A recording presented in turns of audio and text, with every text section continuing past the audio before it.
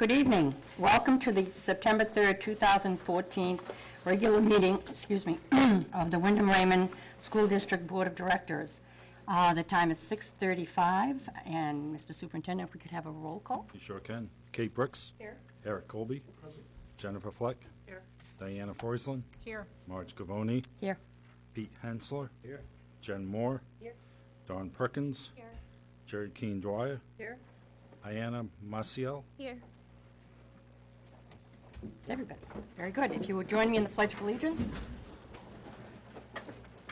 I pledge allegiance To the flag of the United States of America and to the republic for which it stands, one nation, under God, indivisible, with liberty and justice for all.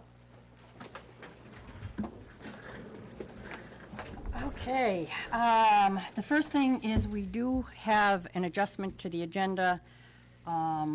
I think some have been updated and some might not be, but if you go to item 9, Rebecca Bickford has been removed from the appointment for Sebago Ed Alliance. And I think you all received that email, so we're all set with that one. Okay, great. So, Mr. Prince, if you could give us a brief overview of the opening of school. Thank you. First of all, it's been very smooth, and it's always nice to see everybody come back. And I thought I would talk a little bit about what happened over the summer as well, because we had a very busy summer. And first and foremost, Bill Hanson, Facilities Director, and his people really worked incredibly hard to get the schools ready for the opening. Bill also has been working on the playground, Pod 2, behind the primary school, and that's coming along pretty well on schedule. They hope to have that opened up by the end of September, early October. Bill also had to put a new well pump in up at JSMS this year, and that was a surprise to us, but that did happen, and we got that in, ready to go. And he's also working on the transportation portable site, trying to get that ready so that we can get the office moved into that component, and we're on schedule with that as well. So congratulations to Bill and his people. Jean Riley, our nutrition person in charge of the food lunch program, was recognized in the National School Nutrition magazine, talking about all the opportunities that the students have here in Wyndham and Raymond as far as the school lunch program. So that was nice to see. And Pender's here tonight to talk about the AmeriCorps Service Learning Program that's being expanded out to 2 other schools within the district. In addition, Pender and her staff wrote an endowment grant of $1 million, and we're still waiting to hear about that, and that's highly competitive. And in addition to that, during the summer, the governor did visit the real school and spent quality time with students, really engaging the students about what that school does for them, and I thought it was a marvelous conversation. It was just great to hear the governor and the students talk about what real school is all about. So that was wonderful. Rachel's Challenge will be back with us this fall, and we've contracted to again bring the father back of Rachel and talk about the incident that the act of kindness that came out of Rachel's Challenge. So that was very powerful the last time that he was here. Technology department has been very busy with the Mac Airs and getting those up and running. It's been a little bumpy the first few days, but we have over 1,100 machines, and I think for the most part, every day it gets a little bit better. Barbara Bush grant of $1,000 stipend was awarded to both Wyndham High School and Jordan Small School for the Teen Trendsetters Readers Program. Excuse me. And again, we just love the fact that staff are out there writing grants and getting money and doing good things. Jump Rope is our new software to track students' progress, and this year what we're doing is piloting that in every school, and so far it's gone very well. Again, we expect that by the end of this year we'll have worked out all the bugs and full implementation will take place next year. So that's our standards-based reporting system, and we're excited about that. And then lastly, the Wyndham Raymond Education Foundation 501 nonprofit organization that we're trying to get back together. They're going to have a meeting in September, and what they're really trying to do is learn about the purpose and the mission of that work and to gain some momentum to really get that reestablished. And in the perfect world, that would be an opportunity to do fundraising and give it back to both communities for education purposes. So I'm kind of excited to see how that progresses, and hopefully we'll get that up and running. A lot of other things, but I won't bore you tonight because I know we want to hear from Pender, and we're really excited to have her here. So thank you very much. Thank you. And next on the agenda, great segue, we have Pender Macon, who will give us a brief overview of the expansion of AmeriCorps into our schools, our other schools. Right. Yeah, we're really excited about it. And can you see what I see up there? Can y'all see? I think we can see it down here. All right, good. So, as you may have heard, we have been able to expand our AmeriCorps program into 2 other buildings in the district. And I have to say, it's amazing that Kelly is here tonight, and she'll tell you a little bit about how it's going to look at Wyndham High School this year, toward the end of this presentation. And also, we have in the back of the room an AmeriCorps member named Deke, and he's recently been enlisted by Manchester School. And, you know, if he wants to say a few words about how that's going to look in that setting. But I thought it'd be important for you all to know, how did this happen? First of all, you should know that Kelly and the administrators at Wyndham High School and also the administrators at Manchester were given less than a week turnaround time to accept the challenge of developing a plan for employing a couple of AmeriCorps members in their buildings. We sometimes at the real school have opportunities that come across our plates that are too good to pass up. So we try to put them out there, but you just never know who's ready. And by the way, the time frame on that was what, the last week of school? Yeah, so it's in mid-June. In mid-June, I was approached, and we'll backtrack from here, but I was approached by the funding guys in Augusta, who are the Maine Commission for Community Service. And they said that our program had done so well over our first 2 years that they would like us to write an additional grant to get more funding to cover the costs for 4 more AmeriCorps members. And this was probably, I don't know, June 15th. And we had a 1-week deadline. So I got really busy writing the grant, leaving blank school, we'll do these kinds of things. And tried really hard to get in touch with everybody in these terrible, busy times for all school administrators. And these guys jumped on it. And as a result, we're going to have 2 17-hour, which is full-time, 40 hours a week for pretty much 11 months, AmeriCorps members in each of those 2 schools. So here's a little background. How it all started at the real school for years and years. We've been doing service learning, engaging our kids in academic content that is actually applied authentically out in the regular world in a way that they could make a difference for other people.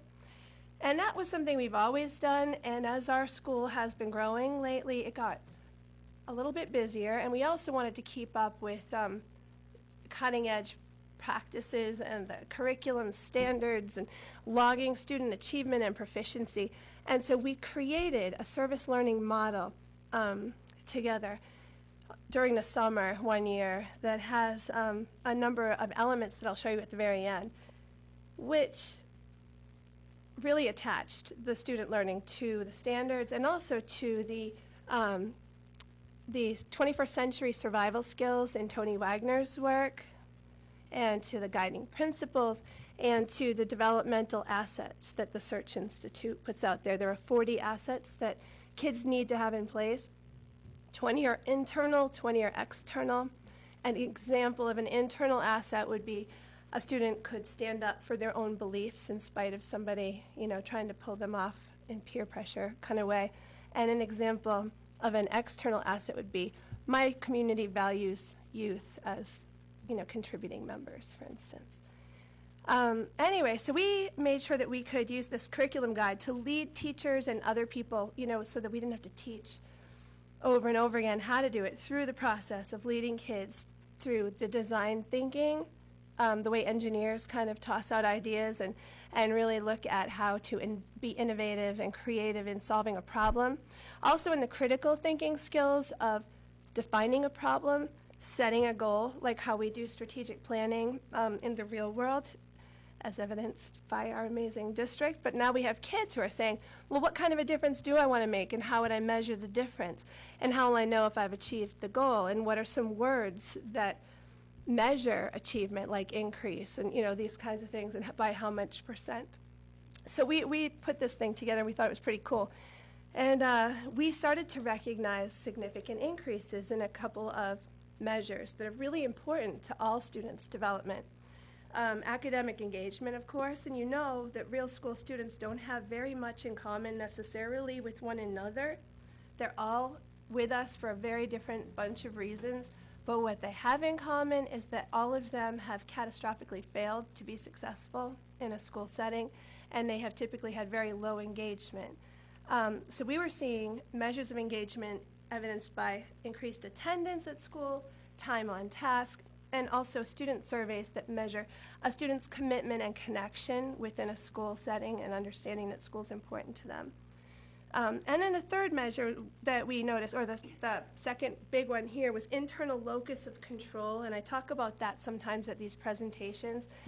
And it sounds wordy, and basically it's a person's sense that we have control over our situations and our circumstances. It is connected in research with the phenomenon of resilience, that ability to take whatever life throws your way and to stand back up again when the worst happens. Like that's something that every one of us will need in our lifetimes.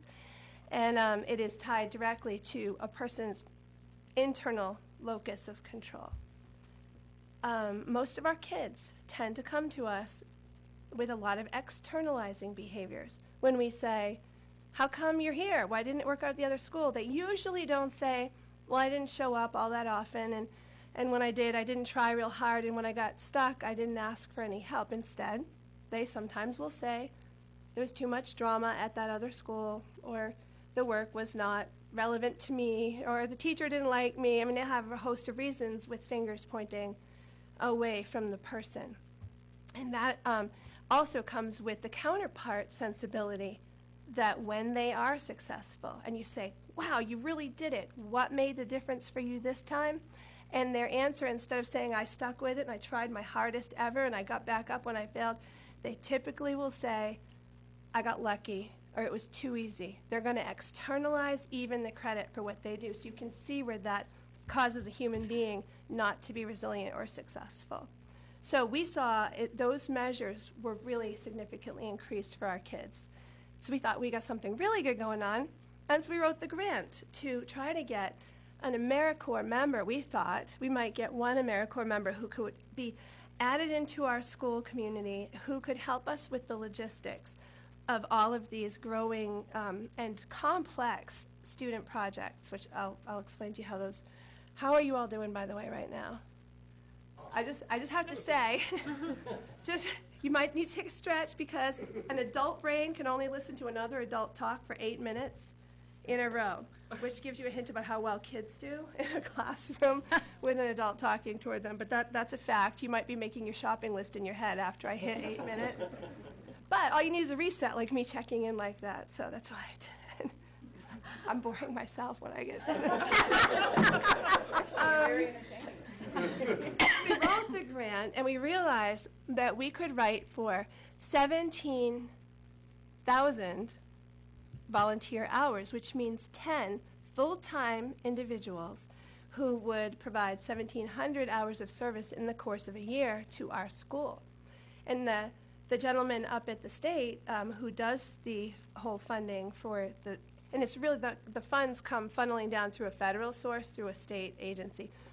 And he said, can you really use that much time? Can you keep these people busy? And we were thinking, oh my God, yeah, we can. We had 65 kids who are, each of them in big whole classroom service learning projects. And within that, 3 kids have spun off to do their own individual one, and then another student is just doing his own kind of a thing. And we needed every sort of logistical support. So we wrote the grant, and we got 10 AmeriCorps members. and then it increased to 12. Of those 12, I think 8 were full-time and 4 were part-time AmeriCorps members at the time, year one. Just a quick segue, what is AmeriCorps, you might wonder. So here's what it is. It's a network of local and state and national service programs. And it is it was developed in 1994, the AmeriCorps program that we are using right now. It's similar to the Peace Corps in terms of people provide direct service to individuals, education, homeland security, public safety, and health, as you can see. There are 2 other AmeriCorps programs that you may have heard of, and those aren't the ones we have. There's AmeriCorps Vista, and those are people who don't provide a direct service. They don't typically work with, they're not planting in the fields or working in the schools.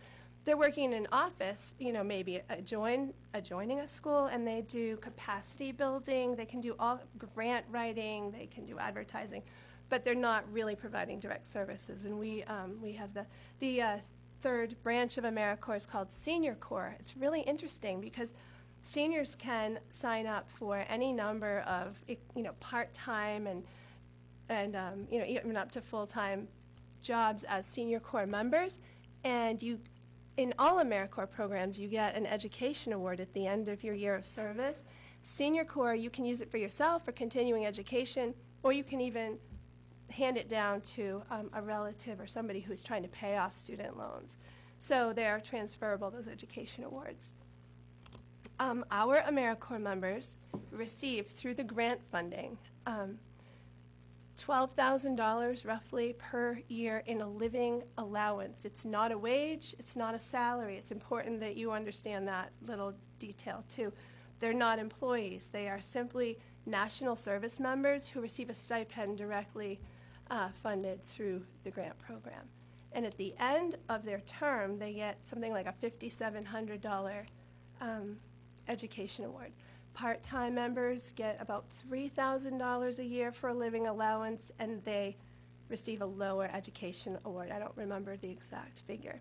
So if you know any energetic, maybe recent college grads who are looking to give a little something back, you might want to have them contact the Real School, because we are still recruiting a couple of members. We've had great luck. The Real School's members are actually full, but I know we need one more at the high school and one more at Manchester for the expansion projects. Any questions so far? And then I can. So we got the grant. The funds, like I said, they funneled down from the Corporation for National and Community Service. The first year, we got $133,000, which covered all of the associated costs for the members' benefits and living allowances.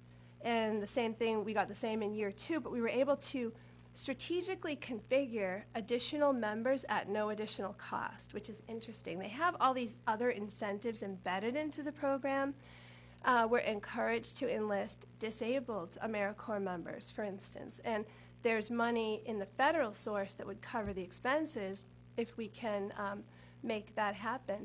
And what's interesting is that a large percentage of our students have diagnoses and disabilities, and we had in year 2 a graduate of 2012 serve as a minimum time, which is the third, it's like a 300-hour, as an AmeriCorps member, and he was phenomenal. He came back and worked at the school as a volunteer for his former classmates. Our full-time members at the Real School and at both Manchester and Wyndham High School have a couple of requirements that are different from the part-time members we would enlist. They all have to have a college degree, 4-year degree, in in education or in the social work field or psychology or something that's related to that. So we are, looking for somebody who has, some kind of experience. We prefer, of course, anybody with a certification who has education experience to work in our setting. And then the part-time and the minimum time AmeriCorps members don't have those same necessary requirements. And in fact, young people who are interested in a minimum time position, you really only need to be 17 years old to be a minimum time AmeriCorps member. Actually, one more plug for AmeriCorps. There's another entire branch of AmeriCorps that's semi-related, and that's the NCCC, the National Civil Conservation Corps. And that is a great option for kids who are not necessarily going to go right to college after high school. And they're 18 to 24 years old. It's pretty specific who can join the NCCC. There's an application process, and then they get deployed.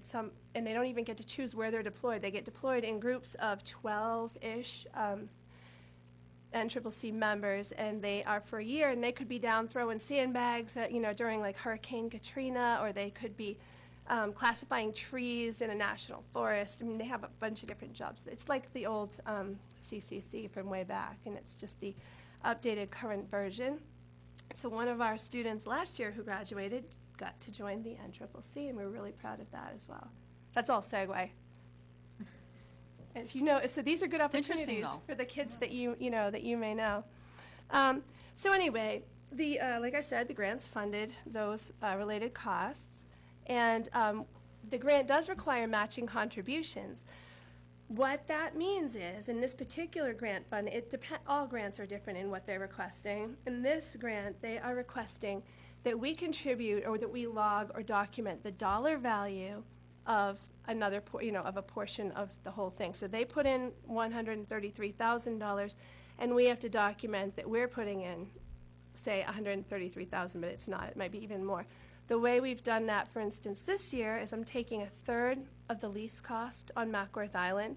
There's, just that value because we're using our buildings. We used in the past our transportation costs and even the salaries of the staff members who support the work of the AmeriCorps members. So it's not additional real money that goes into supporting that. It's just the dollar value that we have to demonstrate. That's what they mean by a match.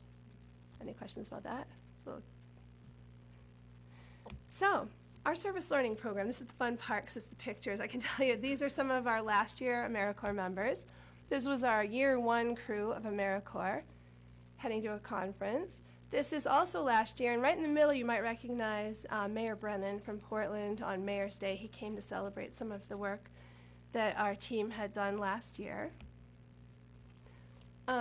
There are so many different kinds of service learning projects. I just want to give you a couple of examples. And one that's very classroom friendly, because not everybody is out there in the world and has the logistical means to do that sort of thing. But every year we do the Veterans History Project, and that is when our kids identify in the community people who they would like to interview and document the stories of peacetime and wartime veterans and civilians, their wives and families who maybe also have significant experiences that should be archived as part of the country's official history. So the kids do that. They find the people. It's always a relative or somebody down the street, or we've gone to the main veterans home before to do this. The kids do all of the English language arts of the Right Question Institute, how to question and how to respond and how to videotape and how to then edit and prepare like a beautiful tribute to each of these people. And then they get to fundraise and go to Washington, D.C. and deliver the products to the Library of Congress. So instead of reading history, they're creating official history for others to study and learn from. So that's an example. These are a few of our kids at the reflecting pool, and here they are about to head out on the road. This is a novel picture of Paul Field, one of our teachers, with a couple of kids at the Sebago Lake watershed. There's an ecology center there where kids used to be able to go out across this bridge, and the bridge sunk below the water. So our kids worked with engineers and bridge builders and designed a plan to resurrect and rebuild that bridge last year. That was a project. And here they are growing and planting the food that supplements our Real Lunch program, which in and of itself is a year-long service learning project. The kids plan 3 days a week the meals, and they cook and serve those meals to their peers. And here they are, growing the food and cooking the food and serving it up. Another annual service learning, this is a big splashy one. This is the one where we go to the Dominican Republic each year. Last year, the whole crew of kids started in the fall with fundraisers. They had to first develop a budget And they had to figure out creative ways, because you can only so often call all of our friends, like our social media. My friends are just like, I think they must just delete me off of Facebook at this point, because I'm like, hey, the real school's got another fundraiser. But anyway, so they came up with a plan for the Walk for Second Chances, and they got the civics lesson of figuring out how it is that you secure Back Bay in Portland for a fundraising walkathon, and they did all of that work, and they advertised for it, and they had a really nice turnout and made a good deal of money that way. That was one of many projects last year that they did to fund their work. And then they went to the Dominican Republic, and there last year, they, in addition to providing medical relief to the Haitian refugees who are working in the sugarcane fields, they also brought water filtration systems to, these are the homes. And here's an example of a home where they now have clean water. Leading up to that sort of thing, kids can be learning the social studies lesson of what causes wars. Well, often it's who has access to clean water in this world and how important it is. They can also learn the science of how dirty water can get filtered into usable, clean product. And then, of course, they get the experience of learning some Spanish and making all these plans and getting over there. So you can imagine there's a ton of curriculum connection, and because we have our model, we're able to attach that. And they also provided direct medical relief to a lot of people. And it was a really profoundly moving experience. One Wyndham boy has I should have brought him tonight. Every single time he talks about it, he's like, I'll never be the same. Like, I will never be the same. And he can't stand when people whine now, because he thinks whininess is just the worst thing ever, given what he has experienced over there. And this year, he's going to be leading our service trip.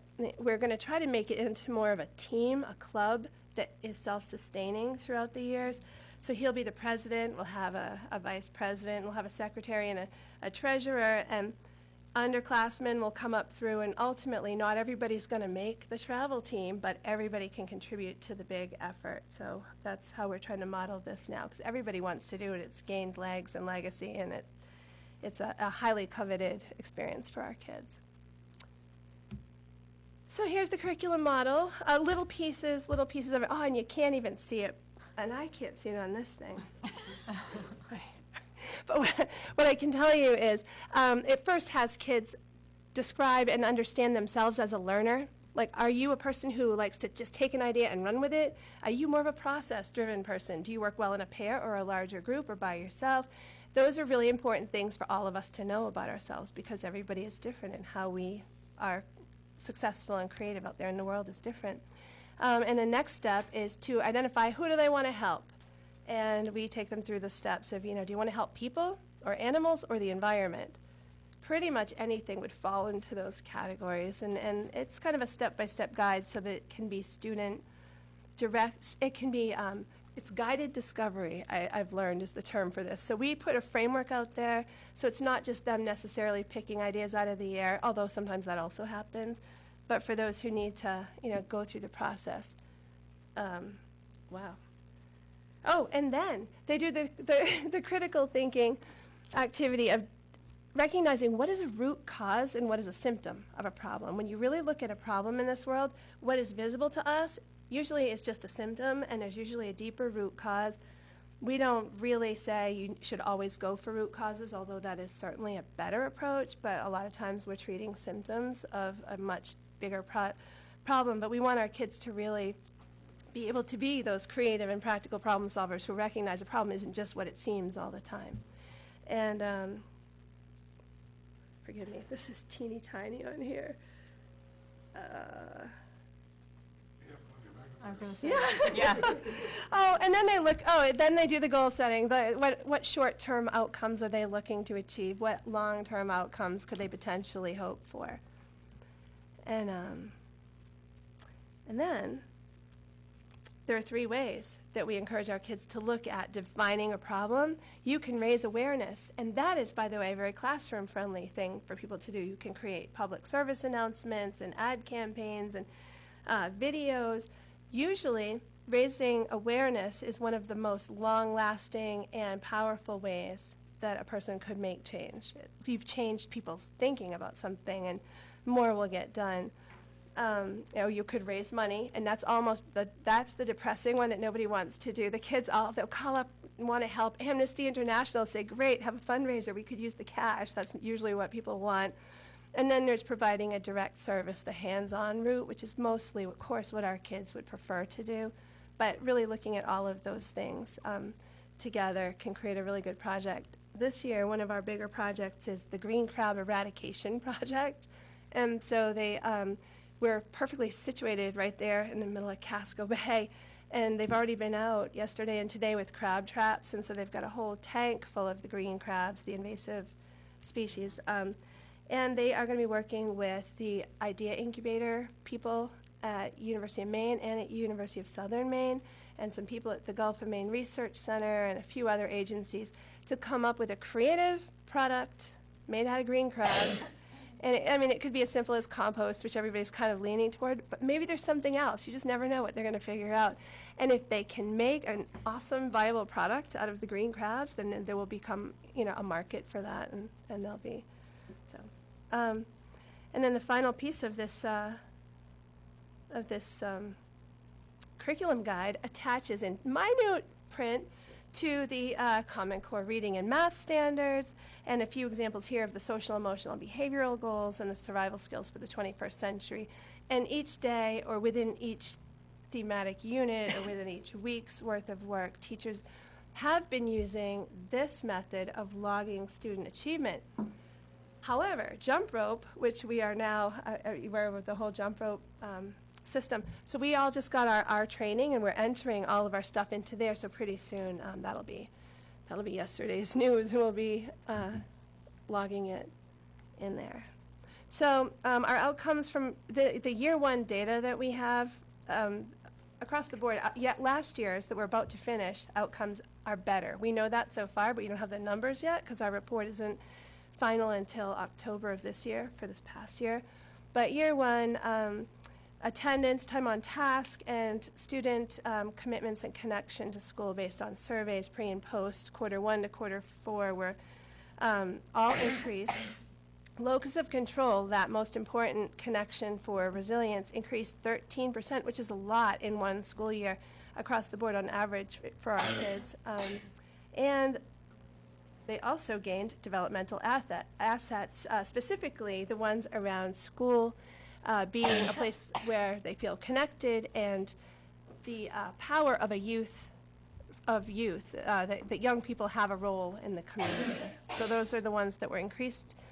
And also across the board, the guiding principles, they are in Maine Education Regulation 130, it states right in there that the guiding principles are the true outcomes. They are the ultimate standards. They are why the other standards all exist, so that one day our kids will be clear and effective communicators and responsible and involved citizens and creative and practical problem solvers and collaborative workers, et cetera. So you can see that clearly they're able to demonstrate a lot of competencies across those during their service learning. So here's where we might need your help. Year one, we had an advisory council, and Diana was kind enough to serve on that. But we felt that the advisory council was disconnected from the actual work. They met quarterly, I think it was. And we were grateful for everybody's help, but it was hard to get the right balance of feedback. So last year, we just held a number of community events where people were surveyed, and we just got tons of crowdsourced input and feedback around our project and the direction our project should go. That was okay too, but we're still working on a new model for this year. We want to perfect that. And what we really need advice on is coming up in just a minute. I'm going to come back to this slide where we talk about the others, because this is where we need advice. Our next steps are, we've been advised that our model is good enough to be a national model. That's a big deal. That's a really big deal. Like, if that could really happen, we'd be so excited. In order to go for the national model status, we would not be applying for another grant for next year through the state funding agency, which is the Maine Commission for Community Service. You don't have to answer me today, but think about this, and we really would welcome all of your advice on it. If we go for the national grant, it is due in November. It's gigantic. It's, 200-300 hours worth of work right there just to put it together. And we're totally willing to do it. If we don't win that award, it's highly competitive, national. If we don't win it, we are no longer eligible to apply for the state funding. But now, if we just say, all right, forget it, that's too big, we don't want to go for it, and we just go for the state funding, they have really increased their base, and that has become highly competitive. Their funds have dwindled, and now they're only going to be able to fund a few programs, and they are very active in recruiting other schools and agencies to go for the money, and they have particular programmatic and reporting reasons for wanting to diversify. So they'd like to fund new programs, and they'd like to push us up into the national model, which we're excited to do. But that's a dilemma, and I don't know yet what we should do about it. And so think about it, and maybe we should invite email feedback or visits from you folks, because you maybe will have some insights for us on that. But in preparation for becoming a national model, which again, what could be better? I'm leaning toward going for it. We were advised to replicate our results, like I said. So we wrote that quick grant in the middle of the summer, and we got our courageous school leaders from across the district. And so if Kelly could describe what's going to happen with the Wyndham High School One plan? thing about Pender is she is not risk averse, so I suspect we'll look at a national model, won't you? Probably.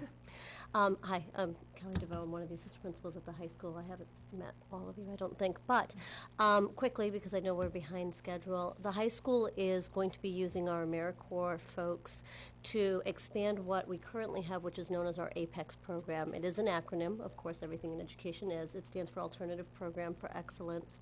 It is our on-site alternative program that we have built over the past, I think, 6 years and many iterations. But this program has really, in the past year or so, been very standards-driven, student interest-based, and it's growing in the number of students who are accessing the program. We had gone from it being staffed by a couple of ed techs to now a full-time teacher. But Katie Hutchinson is amazing, but finding that a one-woman show for all of the unique interests and needs of the students was making the program not as community-based as she was hoping.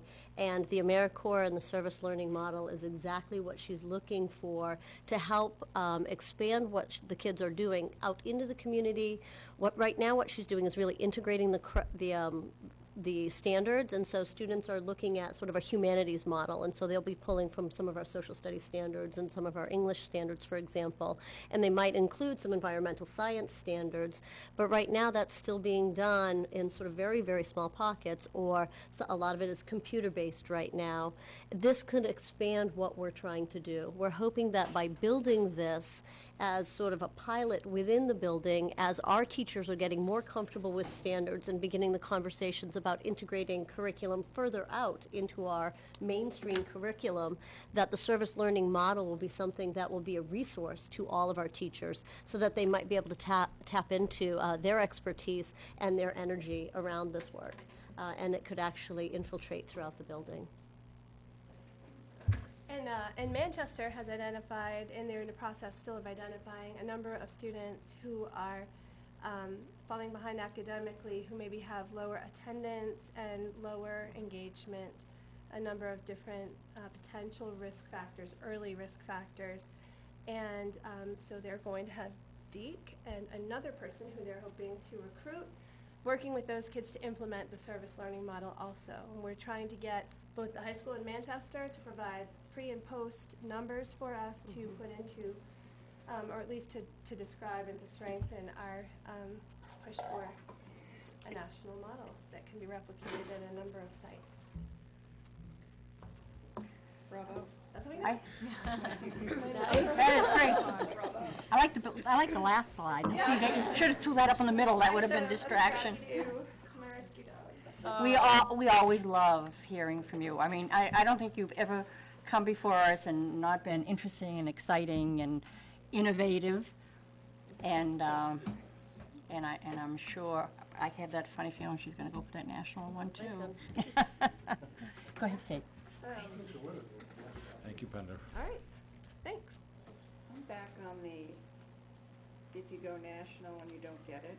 Yeah, I like to be a little forward-thinking. The implication then is monetary, correct? That you would need, if you didn't get it, you wouldn't have the funds to have AmeriCorps to sustain what you're doing now. right, and we would be back where we were 2 years ago with the teachers managing all of those logistics. It wouldn't sink our ship. We were doing great things then. There's We're just momentum. through the roof right now. It would be an awful thing to, having had our AmeriCorps program, to not have it. So, We've weathered I'm many just storms. thinking, and I Yeah, don't yeah. wanna dwell on it, but, so you are gonna get it, of course. We're gonna get it. We But- have another plan. I didn't get much into it, but Craig and I have been designing based on one thing AmeriCorps forces you to do, which is wonderful for our whole district, is it forces you to shore up your practices with respect to volunteerism and for recruiting volunteers and for managing and educating. And so we've had to create all kinds of systems that might be of great use when we just can come out of the fog of war to share more with, everybody in the district around excellent practices, nationally recognized best practices in those kinds of things.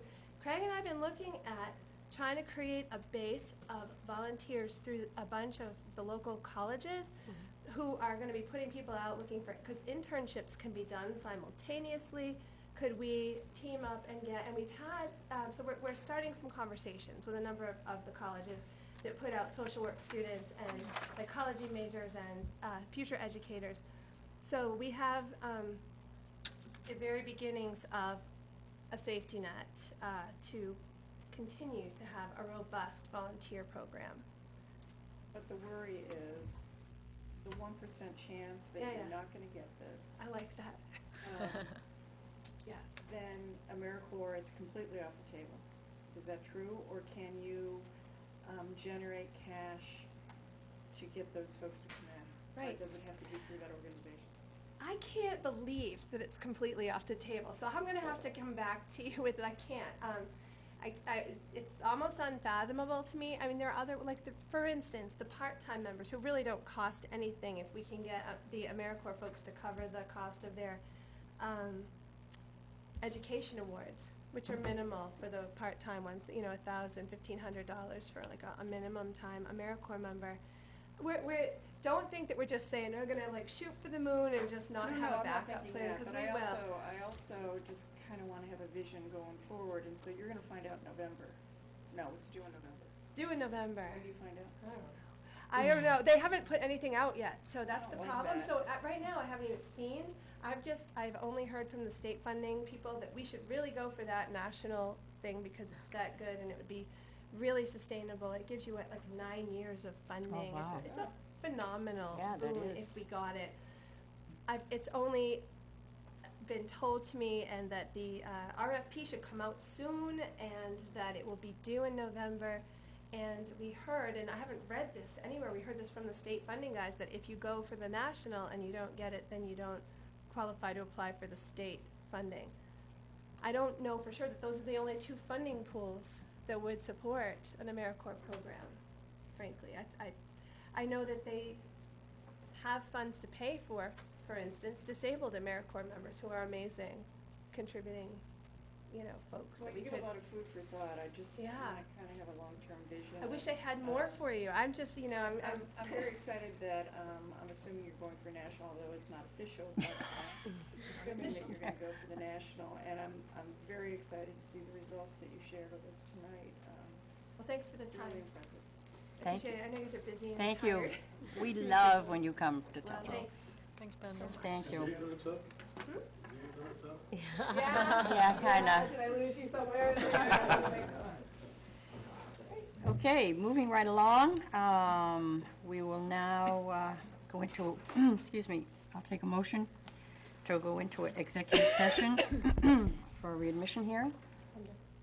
I move to approve going into executive session to consider the possible readmission of a student pursuant to 1 MRSA 4056B. Second. All those in favor? It is unanimous. Okay.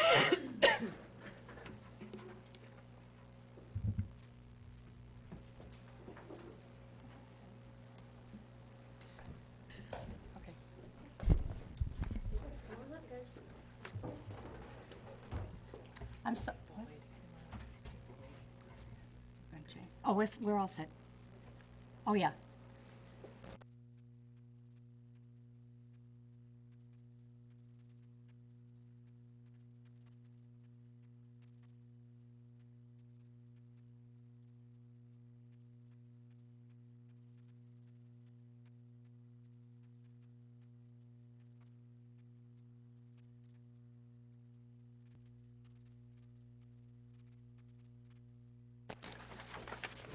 Okay, we are back. I would accept a motion for readmission for the student. I Somebody would- move that the student under consideration be readmitted to school, and that the superintendent provide the parents with a written summary of the board's findings. Second. All those in, any other discussion? No. All those in favor? It is unanimous. The student is readmitted. Thank you very much. All right. How do you like that? We're right on schedule. Yeah, that's good. I like it. Very good. Okay, now we'll now have appointments. These appointments, if I'm not mistaken, are all replacements. There are no really new positions available. If I could have a motion, please.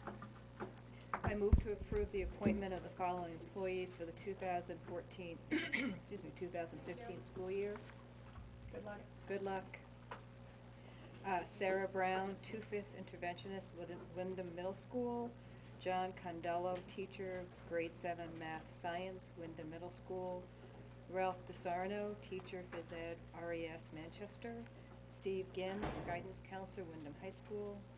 Joe McLaughlin, teacher, art, Wyndham High School. Pilar Starkey, teacher, grade 8 math science, Wyndham Middle School. John Ziegler, teacher, math, Wyndham High School. Second. Okay, is there any questions from the board? Okay, all those in favor? It is unanimous. Next on the agenda is appointments to the Sebago Ed Alliance. I move to approve the appointment of the following employees for the 2014-15 school year. Maxwell Johnson, teacher, special ed, SEA, and Daniel Pierce, licensed clinical social worker, also at SEA. Second. Okay. Any questions from the board? Seeing none, we'll take a vote. All those in favor? It is unanimous. Okay, now we'll have a discussion on subcommittees. The first thing, before I do this, is I would like to say that our regular subcommittee list should be in your packet. I just want to make sure everybody has one. And it should be updated. And the only opening we have now is on the policy committee, and we are working on filling that position. So everybody has a copy. So if I could have a motion on the board discussion on subcommittees. I move to establish a cost-sharing subcommittee as described below. The board will discuss assignments to the board subcommittees and the establishment of a subcommittee, the cost-sharing formula subcommittee. The proposed cost-sharing formula subcommittee will study the internal funding formula between the towns of Wyndham and Raymond as relates to the expenses of RSU number 14. The subcommittee will communicate its charge and schedule and will provide proposed options to the full board consistent with the adopted schedule. Second. Okay, it has been seconded. Dawn, do you want to add anything to this? before I No, go actually, to the thank you. board? I think Okay. Unless there are questions, I'm happy to try to answer them. Okay. Are there any questions from the board? We can probably explain this a little more. This is a committee that we had talked about at the last meeting forming, and I'm going to defer to Kate right now because there is a link between this and the Middle School Advisory Committee, and Kate can give us an update on her plans to inform folks. Thank you. Thank you. There's a connection between the Middle School Facilities Advisory Committee and the communication that has gone out this past year. And what we're doing with this subcommittee, just a little history. The Middle School Advisory Committee, we talked about it like a year ago this time to establish it. And I just want to read, if you don't mind, I just want to read the purpose of that committee. We have all these beautiful color things, but I want to get to the Kate, I don't know, is that mic close enough to you? I'm never sure with these mics. Thank you, I know. First of all, it was established because there was a concern. And the concern was that the middle school and Field Allen are very tired and been in use beyond the predicted life. Substantial, and I'm just reading off of what went out publicly, so I'm not making anything up. Substantial repairs and improvements are needed to ensure a high-performing learning environment for our students. Additionally, Jordan Small Middle School is in need of repairs. And then it highlighted, and it's gone out on several occasions, the different issues with the buildings. So that was the summary of that particular committee, and it has not been disbanded yet. In fact, the chair, Katrina, just sent out a email to all the committee members saying that it's kind of on hold. I want to be clear about something about this committee, because I think either I didn't do a very good job of making it clear, or there's some misinterpretation out in the community, but this committee was formed not because of capacity. It wasn't about whether schools were full or whether schools were not filled. As I read the charge, and as we all agreed as a committee and as a board, it was because we were concerned about the conditions of our building. It's about the condition. It's not about capacity. And I can't stress that enough, because I think that's where people have gotten a little derailed, that it's all about shifting students or not shifting students or whatever. And the fact of the matter is, guys, whether or not students were shifted, these issues would be the same. They would be right here. The condition of the building, whether the buildings are filled or not filled, are not going to change.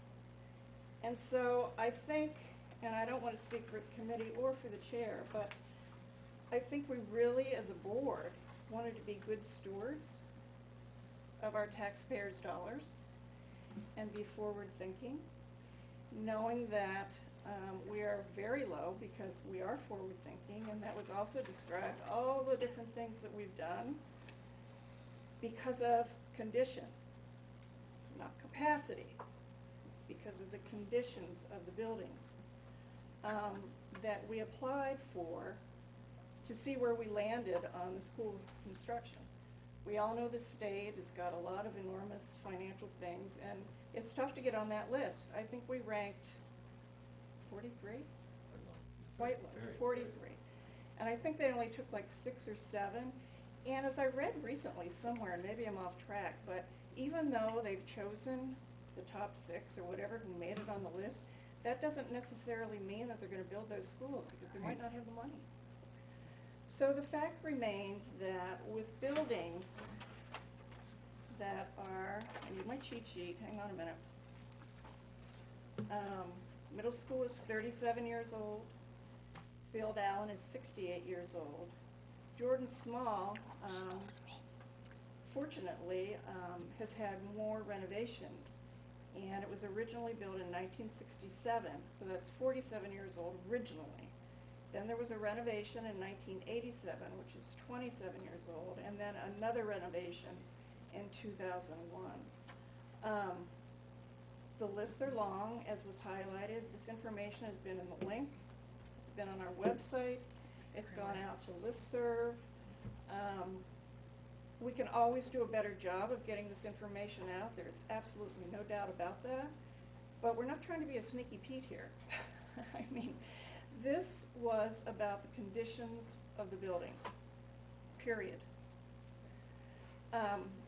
It kind of reminds me, I have this 2003 truck, and I love that truck. You know, I feel pretty powerful behind the wheel because it's up real high. It kind of looks okay on the outside, but the hatch is going. And so now I've got to jerry-rig the hatch so it doesn't fall down, so my groceries don't fall out. I mean, I look like a hillbilly. But I love that truck, and it looks good on the outside. The heater's going. So now, the problem, the conundrum is, with this truck that I love, I should have named it. You know, it kind of looks good from the outside, but do I want to put more money into this 2003 truck? Is that the best use of my money? Well, I'm contemplating that. But I think that's where we are as a district, in that, yeah, maybe from the outside, they kind of look good, but if we have to go on and on and on and say, at Jordan Small School, put on a new roof, or at Field Allen, I mean, that is 68 years old. There's a lot of affinity for that building, and I happen to really like that building too, but uneven heat, so that costs the district money. When it costs the district money, it costs the taxpayers money. And so that's what we're trying to do, is be good stewards of your money, the taxpayers' money. Pure and simple. It's about the conditions of these buildings. Okay, so that little piece, and it's not so little, it's a pretty big hunk. We've been working on that for a whole year. And I'm gonna do a little bird walk, because it's a total picture here of our work as a board. In the meantime, we have 3 contracts that we have to negotiate last year. And Marge and Jerry Katrina. and Katrina were on that, led by Don, who does all the back scenes work with all, it was like birthing triplets. And I think Jerry can attest to the fact that It was like never birthday. had triplets. I had 60 hours of labor though, so, you know, maybe altogether I'd qualify. But what I'm saying is that took a tremendous amount of effort, tremendous amount of effort. And it's something that the public doesn't see, because you don't see that effort on Wednesday nights. But it takes a tremendous amount of effort from central office and from these folks who just, I can't even tell you the number of hours that they put into that. Okay, so that's over there. That's kind of our time management thing. And then over here we have the end of 5 years of being consolidated. And we have a document that was agreed upon by both towns that, and I was, again, to be forthcoming, I was on that committee, that after 5 years, we were going to take another look at cost sharing. Nobody objected to that. Nobody in this room objected to that. We actually voted, I believe, in June that it is a priority, but we were going to wait because of all the reasons that I described. So, now I'm going to get back. And so we had the middle school advisory committee, and originally, according to our next steps, because we wanted to be very clear what the direction was about the conditions of these buildings, not the capacity of these buildings, that we had some next steps. And I'm gonna read you those next steps, because then I'm gonna move on to the next thing. And the next steps were, we were gonna hold board workshops. Because what had happened is that committee, Katrina reported out the findings and the recommendations of the committee. There have been no decisions made. There have been no discussions made by this group about those recommendations. So I can't be clear in saying there have been no decisions made about those recommendations. So those, well, all right. So we're gonna have workshops so that we could discuss it. We were gonna get staff input, because the options, which actually I should read the three options. Redundancy never hurts. In no particular order, by the way. Renovate Jordan Small Middle School and build a new Wyndham Middle School, or, number 2, build a new consolidated middle school on the campus, RSU14 school campus here in Wyndham, or, number 3, shift grades among all schools in RSU and build a new consolidated middle school on campus. Then we were going to get public input, which is absolutely critical to any work, especially something of this magnitude. And then we were going to consider a possible exploratory referendum to then get the pulse of the nation. In other words, find out what the public thought of all of this. In the meantime, there has been some concern raised, rightly so, about cost sharing, which I've already mentioned, that we had already decided that we were going to work on. So what we've decided to do as a board, I believe if anybody says otherwise, is we're going to put the Middle School Facilities Advisory Committee in a parking lot. We're going to park it. We're not disbanding the committee. We're just not going to go through the next steps yet. All of that work is very relevant. We spent a tremendous, I'm on the committee, as is Marge and anybody else here? Pete. And Jennifer. And Jennifer, yes, and Dawn and Sandy. Spent a tremendous amount of time, with other community members from both towns in attendance, distilling choices that we felt would be best for education for our students. But we're going to put that on hold. That information will still be valid and acceptable. And what we're going to do now is we are going to pursue the subcommittee for the cost sharing. So the Middle School Facilities Advisory Committee is in a parking lot. And now out of the garage of the RSU comes this new committee, which we just voted on Well, we're going to, which, soon, yes, in a few minutes. and a few, sure, briefly. On the cost sharing committee. And I believe currently, and I don't think anybody on this committee is opposed to doing that. I mean, we agreed in June that that was how we were going to proceed, and it needs to be done, and absolutely we want to follow through on that commitment. If I'm not mistaken, currently the cost sharing is 55-45, 55 Wyndham, 45 Raymond, and there are a whole lot of variables that went into that. 5 years ago, when I sat at that table, and when Dawn sat at that table, and Sandy sat at that table, and actually 2 current Raymond selectmen sat at that table. Joe Bruno and Teresa Sadak were also members of that committee.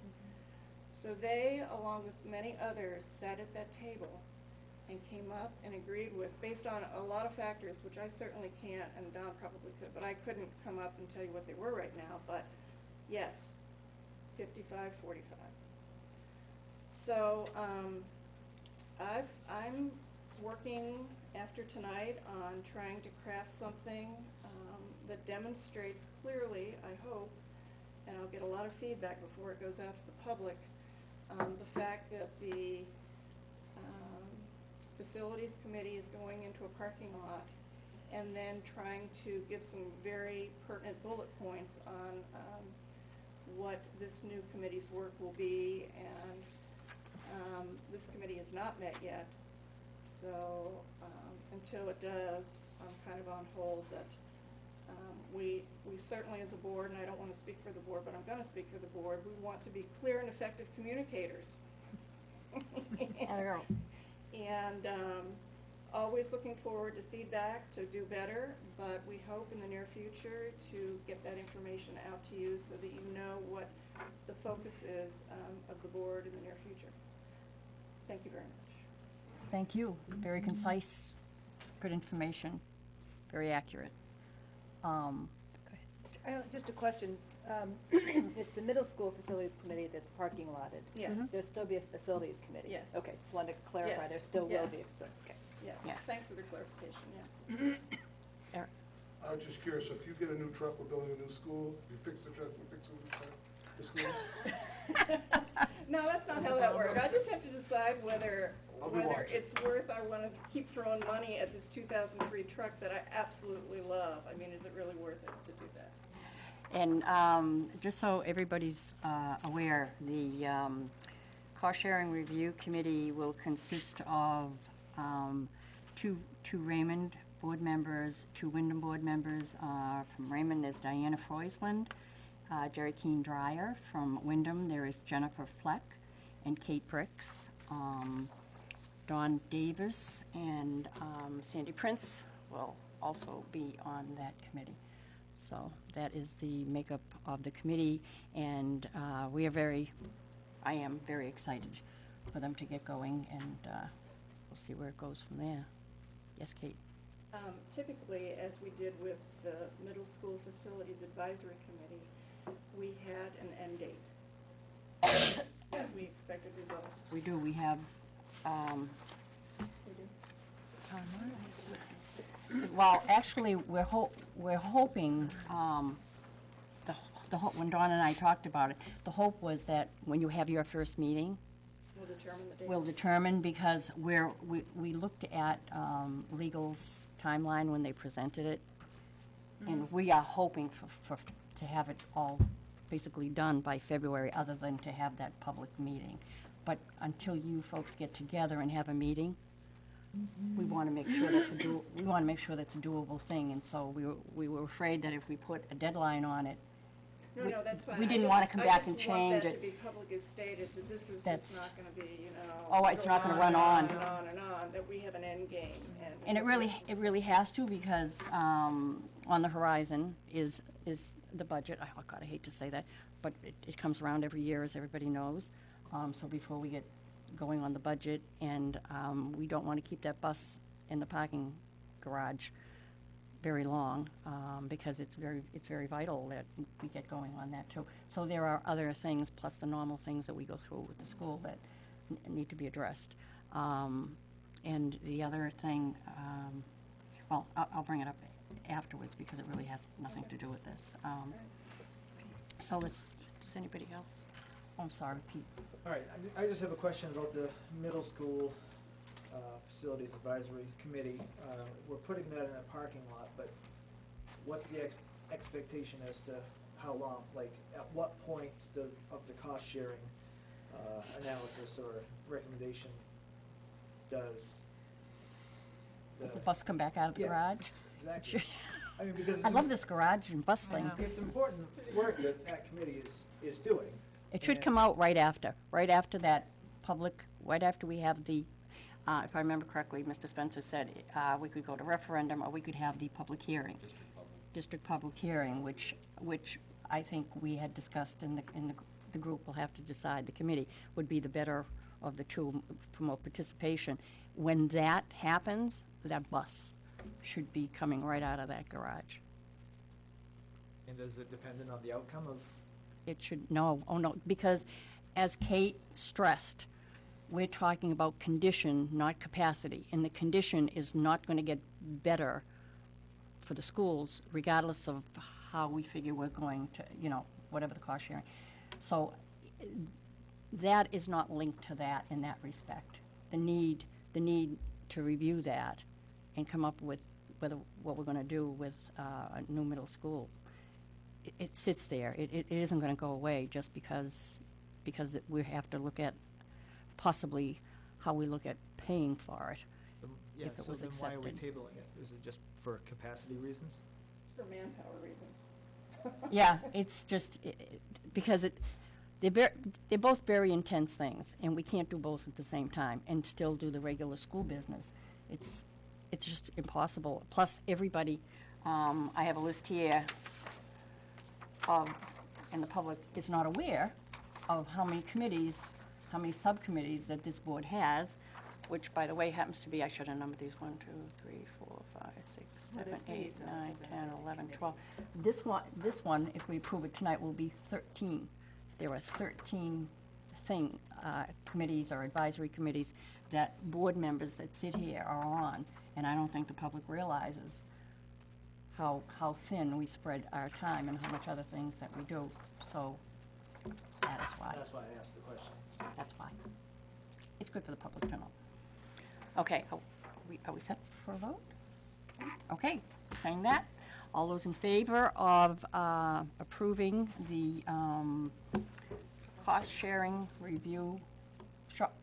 formula review committee? It's unanimous.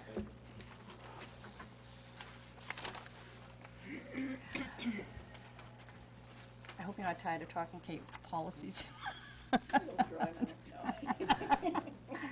Okay, policies. I will take a motion. I move to approve the second reading of the student use of cellular telephones and other electronic devices policy, file code JFCK. Second? Okay, Kate, can you just a brief, because this is,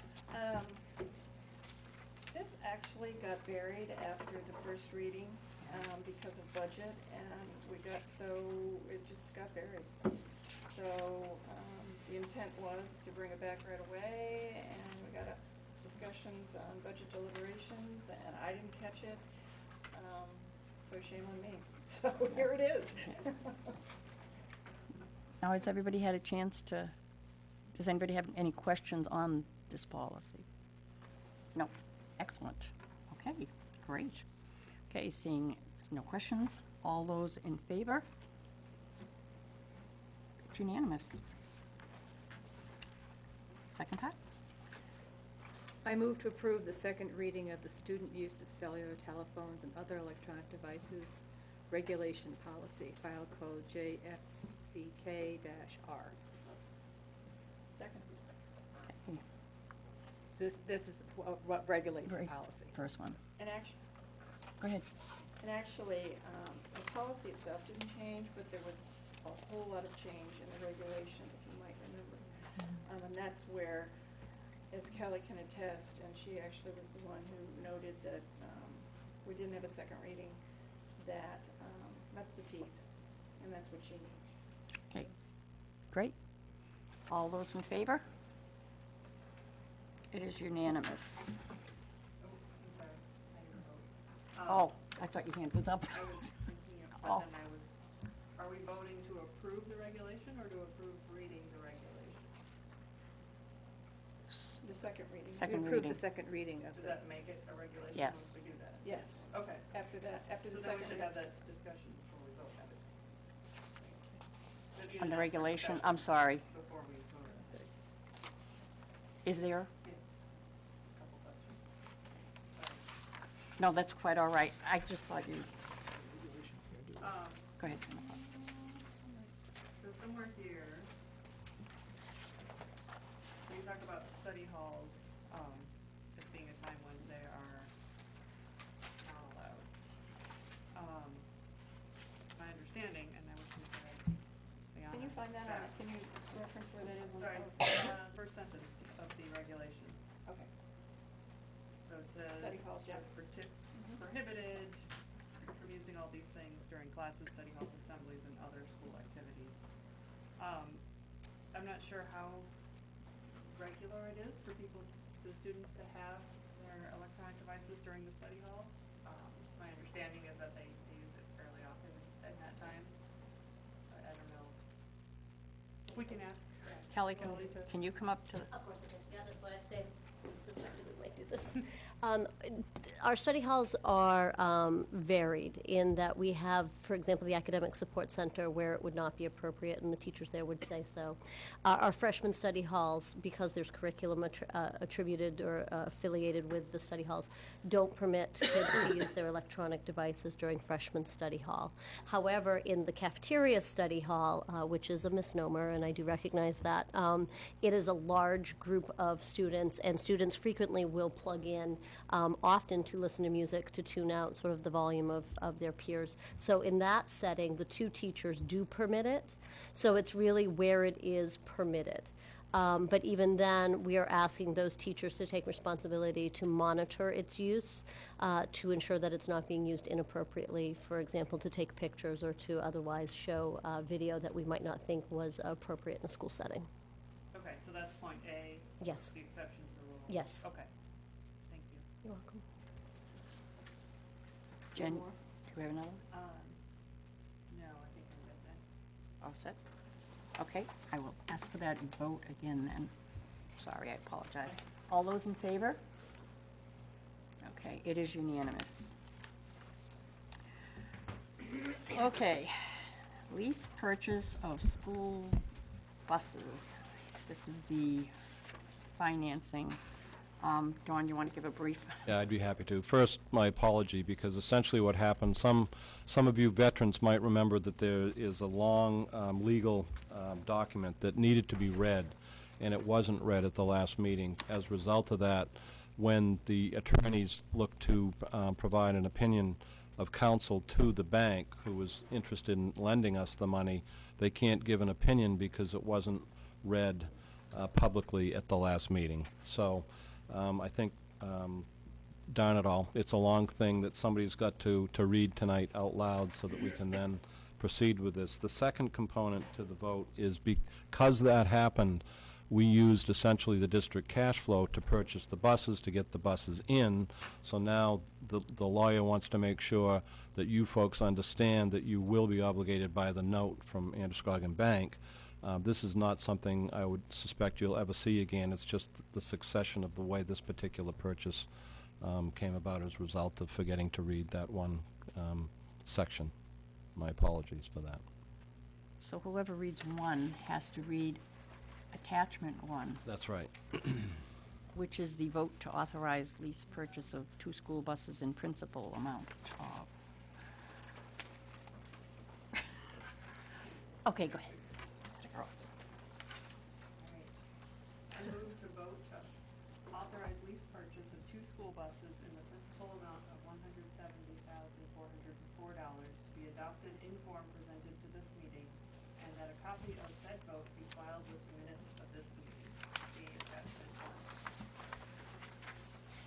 Attachment 1, vote to authorize lease purchase of 2 school buses in principal amount of $170,404.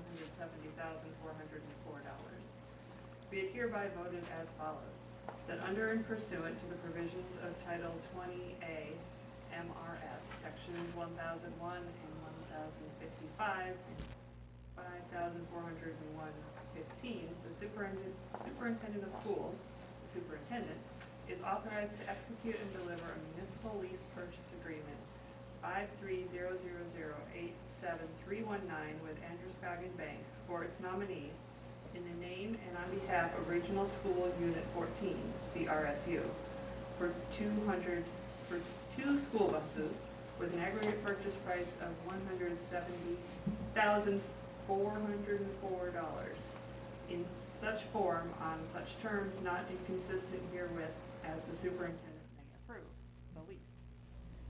That no part of the proceeds of the lease shall be used directly or indirectly to acquire any securities and obligations, the acquisition of which could cause the lease to be a private activity bond or an arbitrage bond within the meaning of sections 141 and 148 respectively of the Internal Revenue Code of 1986 as amended, the code.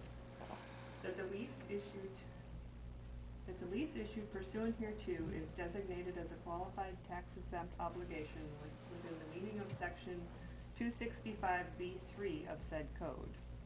That the superintendent is authorized to covenant on behalf of the RSU to file any information report and pay any rebate due to the United States in connection with the issuance of the lease, and to take all other lawful actions necessary to ensure the interest portion of the rental payments under and pursuant to the lease will be excluded from the gross income of the owners thereof for purposes of federal income taxation, and to refrain from taking any action which would cause such interest portion of the rental payments to become includable in the gross income of the owners thereof. That the appropriate officials of the RSU are authorized to execute and deliver such other documents and certificates as may be required in connection with the lease, and that an attest copy of this vote be filed with the minutes of this meeting. A true copy attest. Second. Well done. Are there any questions and comments from the board? Seeing none. Oh, you have one? Well, Yes, Eric. It's just a quick one. Yep. Why, when they, obviously finance, they call it a lease, is that because so it won't show as a debt against the school? Actually, it's because as a school board, you're not authorized to borrow money, but you can lease purchase. Yeah. Okay. All set? Yeah. Okey-doke. Okay, all those in favor? It is unanimous. Second one. Second half. I move to vote that the Board of School Directors of Regional School Unit Number 14, the issuer, hereby declares its official intent pursuant to Section 1.150-2E of the Income Tax Regulations that the issuer reasonably expects to use the proceeds of tax-exempt financing to reimburse certain original expenditures from the issuer's general fund that were made within 60 days prior to the adoption of this vote, or that are to be made after adoption of this vote, which original expenditures had been or will be incurred in connection with the acquisition of 2 school buses, the equipment, and that the issuer reasonably expects that the maximum principal amount incurred by the issuer to finance the equipment will not exceed $170,404, and that this declaration of official intent shall be kept in the permanent records of the issuer and should be reasonably available for public inspection. Second. Okay, are there any comments or questions on this? Okay, seeing none, all those in favor? It is unanimous. Thank you.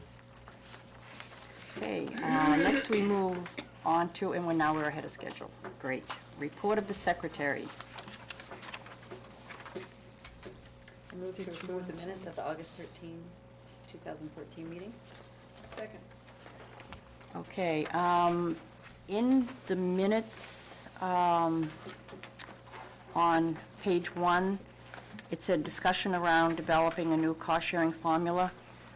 The sentence reads, school attorney Richard Spencer presented a new cost-sharing formula to the board. I think we might want, that's not accurate. So I think that needs to be reworded.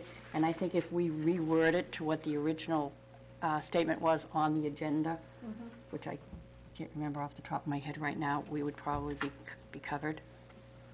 So are you going So I to oppose this at this point, or abstain? How would you actually, propose? I would like to make an amendment to the motion, that this motion would be approved with the modification to the minutes on the discussion around developing a new cost-sharing formula.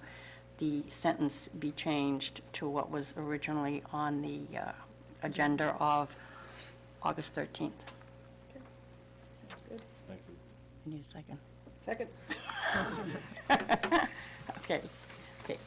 All those in favor of... Sorry, we didn't get the second. I'm sorry, just... It's Jerry. Okay, all those in favor of the motion as amended? Okay, it's amended. Okay. That was a good catch. I think that was really. She caught it. To do that. Before we do adjournment, I know everybody's excited because we got done early. As everybody is aware, There was a meeting in Raymond last night of the Raymond Selectmen, and there was a vote, a 4-to-1 vote, to go forward with the petition to referendum for dissolution of the RSU14. What I would like to, because I don't want to speak for the board, but I would like to know if I could get the board's agreement that leadership and the superintendent could get together and put together a press release that we would write up. It would then be distributed to the board for approval, with the promise that nothing would go out without full approval of the board. So if we could get, I don't want, it's not on the agenda, I don't want to take a vote, so if I can just get a, I wholly Add that. concur. yeah. Wholly concur. Yep, it's a good idea. I want, yeah, well, Okay. okay. Okay, Sandy? And then, so we'll get together and then, Can I just ask a question? Sure. Was anybody contacted about the vote? That it was going to be voted? No, so even the Raymond reps weren't? Not that it was going to be a vote. No. it didn't say, well, I don't remember, what was their, you Their went to the agendas meeting. don't say that, Yeah. like our agendas, if I could just, our agendas show what we're gonna vote on. Their agendas just say a Topic. topic. So it doesn't necessarily say like new business and old business. So you wouldn't necessarily know in looking at it that there was going to be a vote. So, Your agenda doesn't look like an agenda. I mean, it looks Okay. like an agenda for like a subcommittee meeting or, yeah. It's So- not specific to what their No. action Right. items are. Right, no. right. And my other question is, has anyone from Raymond contacted our office regarding this vote? I talked to Don Willard yesterday, and he called me this morning to tell me that they did take a vote, but he wasn't, he said to me that he was surprised that they took a vote last night as well. He was caught off guard, so. Okay, thank you. Madam Chair, Yes. I would not often do this, and I mean this most respectfully, but you did say that they voted for dissolution, and I think it's important to say that Oh, I'm sorry. they voted for withdrawal from the I'm RSU. sorry, yes. I just need to That's make right, thank you. Yeah. Thank you. Please make sure the record shows that, so that it's in the minutes, it's clear. Clear. That was related to my question. So just how the real school fits in, would we still be an RSU with the real school if Raymond withdrew, or are they? We're always part of the real school, but Part you of can it. explain that. In the manner in which these matters occur, the withdrawal, if it was to be successful, that community would be on its own, but the RSU will still stand. And the real school is part of our RSU at this point, so they would remain within the RSU. Okay. It's a very unique process. When Wyndham decided to consolidate, which they did not have to do because of the number of students, correct? I was coming like in the middle of that. I was part of that, but I came in the middle, which was really hairy. We were able to then be independent of the municipality. And the same thing happened with Raymond. So we became basically our own little world, so to speak. If this happens, if it went forward and it was voted on, if they went forward to the end with this and it came about, then Wyndham would remain independent of the municipality. The RSU would, and would we still be like called an RSU? Yes, you Okay. would. There are some of... This book is so Yeah. Some of these grateful. events have occurred across the state of Maine where Right. a single town was left as well, in fact, Old Orchard Beach is an example where Saco Dayton have left the RSU. They Right. have withdrawn. Okay. Old Orchard Beach is still RSU, whatever the number is, for that community. So Yeah. that's how it works. And that was just a curiosity question. Believe me, I have no thoughts of one way or the other as to what will happen. Yes, Kate? I think it's important to be clear, too, about the process. because if I was a resident of either town and not familiar with the process for withdrawal, I would wonder what that means for me and my students. And it's a 22-step process. And the first step they've completed, and that is to get a petition requesting withdrawal from a regional school unit signed by at least 10% of the number of voters in the municipality who voted for the governor in the last gubernatorial election. And that's presented to the municipal officers. And the second step, as I'm reading it here, is the municipal officers shall call and hold a special election, in parentheses article, to vote on whether or not to officially start the withdrawal process. So that would be the next step, and as I understand it, That had that's to be what's last going May. on the November ballot, whether or not, no? Absolutely correct, so I need to stand corrected as well. They didn't vote to withdraw, they're taking the vote to the public, Right, so forgive me. right. And so that's the next step, as I understand it, is that it will be on the ballot in November, and they will ask, Raymond residents will be asked whether or not they want to start the process of withdrawal. Right. Again, Don, you could probably describe it far better than I can, but it's complicated process. It's long and it's complicated, and so I personally, I'm very sad to see it happen. So. Okay. I'll make a motion to adjourn. So moved. Second. Okay, all those in favor? We are adjourned. Thought when you got a trophy, well, no. Stop it.